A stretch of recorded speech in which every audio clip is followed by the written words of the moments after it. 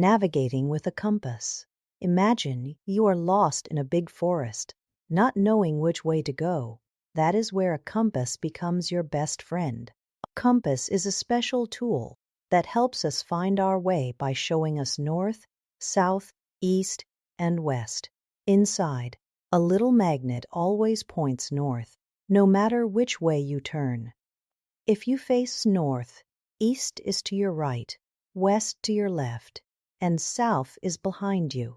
Maps are like big pictures of the world, full of lines and symbols. A compass helps us use maps. If the park is east of your house on the map, your compass will guide you in the right direction.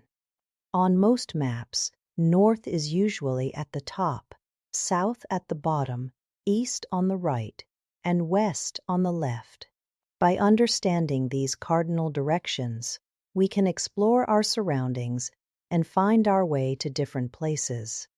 It might be tricky at first, but practicing with a compass and maps makes it easier and fun. So next time you are exploring, grab a compass and have fun navigating your way around.